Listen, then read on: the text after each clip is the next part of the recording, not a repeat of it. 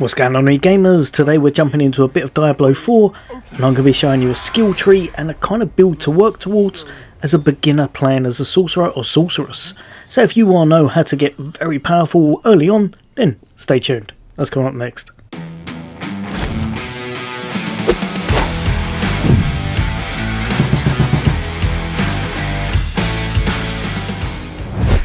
Welcome back everybody. Today we're going to be going into Diablo 4 and looking at a skill tree and a few items of gear that can really help you out as the sorcerer class. This is going to make you feel extremely powerful, it's going to enable you to clear a lot of content easy, and it's a lot of fun to play. Now I will be giving you a few tips on some equipment, some things to head towards, but ultimately because it's a beginner's guide you will be at leveling these, so I'm not going to go over the exact gear pieces you're after because you'll be finding ones with better stats as you play through the campaign and get further into the game.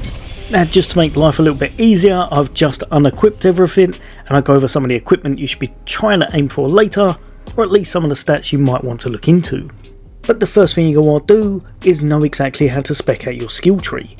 The great thing about Diablo 4 is that you can respec, you can change around and just kind of make the build you enjoy playing. So even if this isn't exactly to your playstyle, you can always allocate something in a slightly different area after testing it out. I'm currently level 25, so I'm going to show you exactly where to spend those 25 points. So the first one's going to be chucked straight into your firebolt, and just up from there, enhanced firebolt, allowing it to pierce through burning enemies. This is now going to unlock our next node, which is this one right here, our core skills. For this one, I find by far and away the best currently is going to be your fireball. For your pyromancy builds, these are ridiculously good. Very good for crowd clearing and just do an abundance of damage. You're going to want to chuck as much in this as possible. I found 4 to be around about the ideal spot. After that, we're going to enhance it by this one just here, our enhanced fireball. The radius is increased upon the distance travel, up to 50%. And just up from here, destructive fireball. Fireball's explosive critical strike is increased by 10%. Each enemy it hits increases this bonus by 5% up to a maximum of 25%. This can really help you out to get that really nice damage. Jumping down from here and we're going all the way down to here, and at first I thought I was going to go completely 100% every single thing in this was going to be about fire, and then I found that this works much better early game. So chuck on just a tier 1 in your teleport. This is going to really help you. You'll be able to bop straight through walls if you're in big bits of trouble in dungeons. You're going to become unstoppable for a short time, which means all of the kind of control or impairing effects are going to be removed from your character. Also, you'll be able to go straight through any enemies that are in your path, so this one can be really ideal. Just down from here, and one that I think you're probably going to have to pick up, is going to be Glass Cannon. It just gives you so much extra damage. 18% extra increased damage and you take 9% additional damage. It's called Glass Cannon for a reason. It does mean you get hit harder, but ultimately I think probably pretty much every single mage build or sorcerer build, shall I say, is going to pick this up. Popping all the way down again and going to our conjuration skills. Probably my favourite skill in the game currently. Early on, this is ridiculously overpowered. You can quite easily use this to nuke bosses, to just take things out in a room away from yourself, hide behind it, do whatever you want. The Hydra is an amazing conjuration to use. Try to chuck 4 into it, as that's going to mean you do a lot of additional damage. And I'm going to be telling you a piece of equipment you should aim for to really make this shine. Going on to its enhancements though, and we have this one right here. Whilst you're healthy, so I believe that's above 80% of your health, you're going to get 1 additional head on your Hydra. So now you're going to have 4 shooting out damage. And just on from here, Hydra also burns enemies for an additional 12% of its base damage, dealt over 6 seconds. Again, just helping you with guaranteed damage. If later on you've got a really good crit build going, you probably swap it straight over to this one, as ultimately I think this will give you the most damage you could probably get from them. But at the moment, early game, you're not going to be speccing into too much crit unless you're very lucky, so you may want to pick this one up instead. Just over from here, and we've got Align the Elements. You gain 5% damage reduction against elites for each second you haven't taken damage, up to 50%. Later on, you'll probably want to spec a bit more into this, but as we're only going with 25 points, this one just over from here is definitely worth having, and that's going to be Protection. Using a cooldown grants 20% of your maximum life as a barrier for 5 seconds. Remember, we've got that teleport. Now it's an uh-oh moment as well, because you're going to get this protection on top of it. So it's well worth using whenever you need to get away or give yourself a bit of mitigation. Going all the way down from here and going to the mastery skills. And I found this early on in the game, because you'll probably only be about 4 or 5 hours in at this point, rather than picking up any of the big skills that you want to chuck on your bar, grabbing these right here is going to help you a lot more. So Inner Flame is going to give you a little bit of additional damage with your Pyromancy skills. Your Devouring Blaze is going to mean you deal 20% increased critical strike damage against burning enemies. But once you start getting a build together, this is going to be essential for that big damage, because if you manage to make sure they're immobilized, it really shoots up.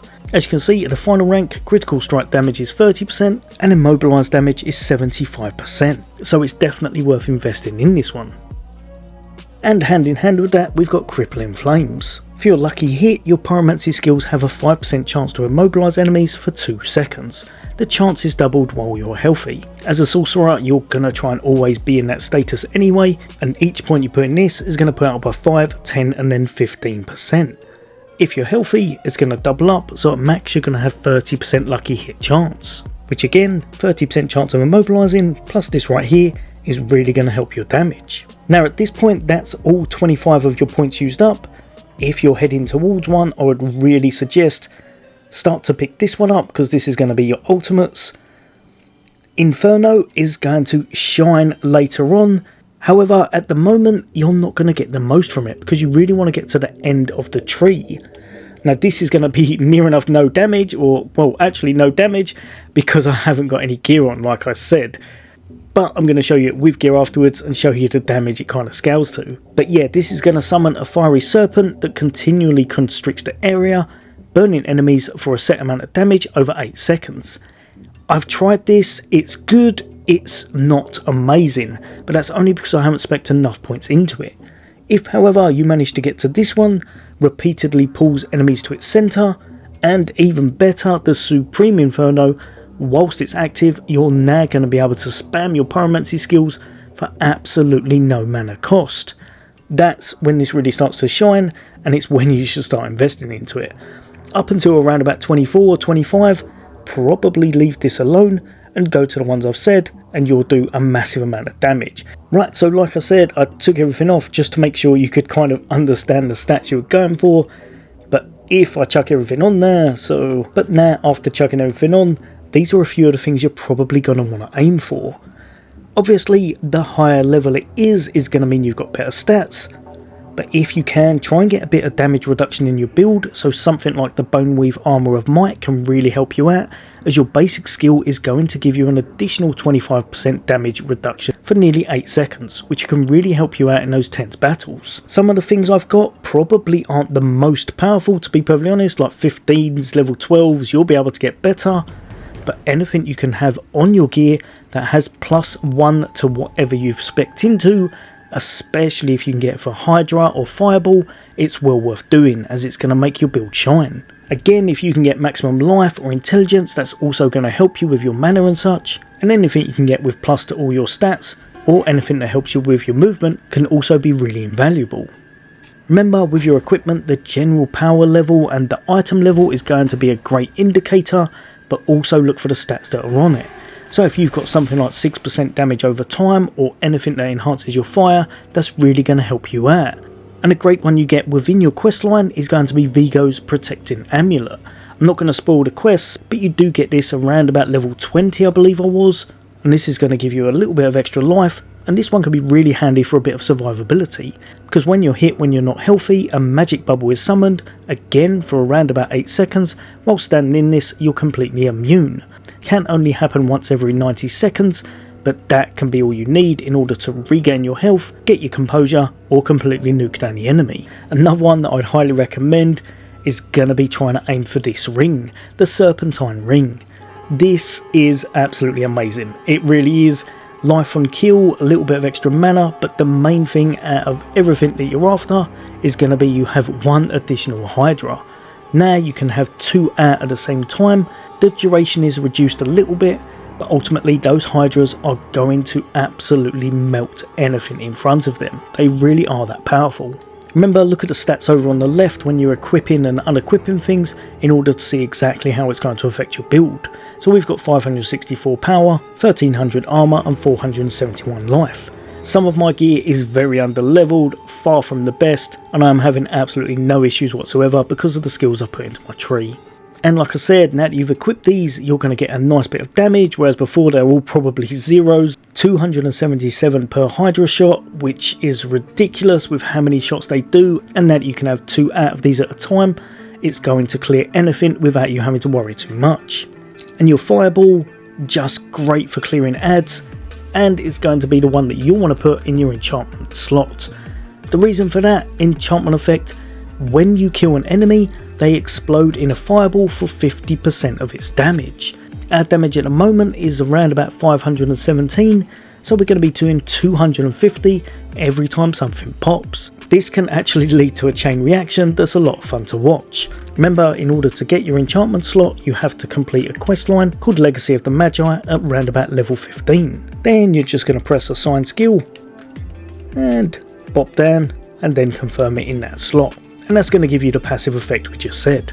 And like I said, if you did want to invest in this later, which you almost definitely should do, your Inferno, now it has got a long cooldown because it is an ultimate, but it's going to do 1800 damage, and once you start investing in these as well, it's really going to make your build do some crazy damage as you tear through absolutely everything.